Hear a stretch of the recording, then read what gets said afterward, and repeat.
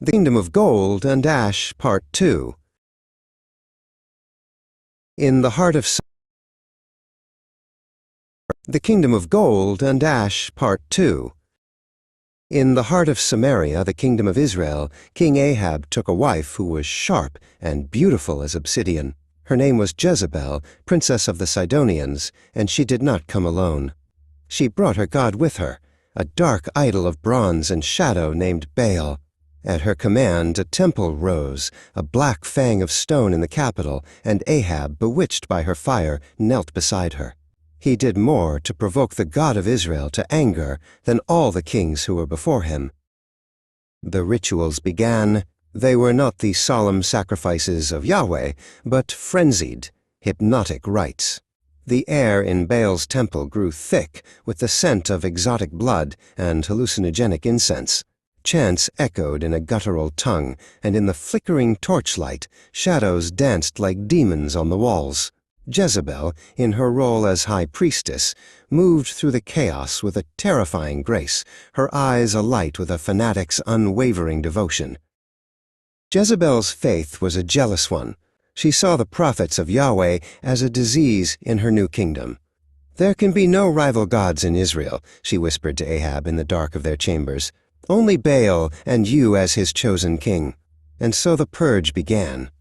Her soldiers, loyal to her and her gold, hunted the prophets in the hills and caves, tearing down their altars and silencing their prayers with the sword.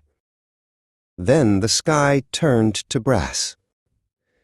For 3 years, no rain fell. The rivers became veins of dust, and the fields cracked like broken pottery. Famine gnawed at the kingdom. One day, on a dead road, Ahab's chariot was stopped by a single, terrifying figure. It was Elijah, a prophet who had escaped the purge, his face as cracked as the earth, his eyes burning with fury. "Is that you?" Ahab snarled, "you troubler of Israel." "I have not troubled Israel," Elijah's voice rasped, "but you and your father's house have, in that you have forsaken the commandments of the Lord and followed Baal." The prophet's voice rose, a challenge like thunder in the dead air. "Now, gather all Israel to Mount Carmel, with the 450 prophets of Baal who eat at Jezebel's table. We will see whose God is real." The summit of Carmel was a theater of dust and desperation.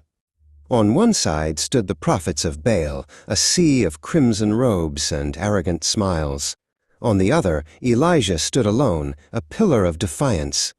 Before them all, the people of Israel gathered, their faces thin with hunger, their eyes hollow with doubt, waiting for a sign.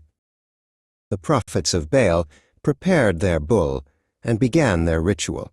From morning until noon, they danced and chanted, a whirlwind of motion and sound. "O Baal, answer us," they cried. But there was no voice. No one answered. Elijah watched, his arms crossed. "Cry louder," he mocked. "Perhaps your God is on a journey, or perhaps he is sleeping and must be awakened." As their desperation grew, their chants became shrieks.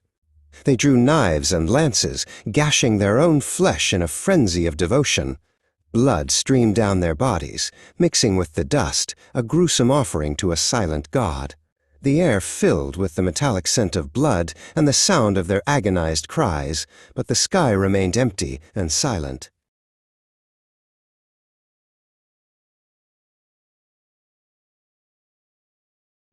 As the sun began to set, Elijah stepped forward.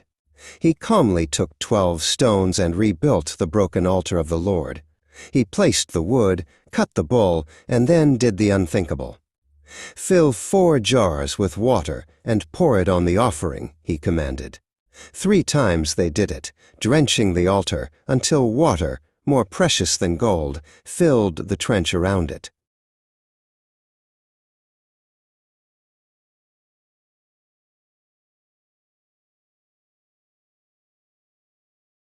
Then Elijah prayed, his voice clear and strong. "Lord God of Abraham, Isaac, and of Israel, let it be known this day that you are God in Israel. Suddenly, a column of white fire erupted from the heavens, striking the altar with a deafening roar. It vaporized the sacrifice, the wood, the stones, the very dust, and licked up the water in the trench. The people screamed and fell on their faces. Amidst the awe and terror, Elijah's final command cut through the air like a blade. "Seize the prophets of Baal. Do not let one of them escape."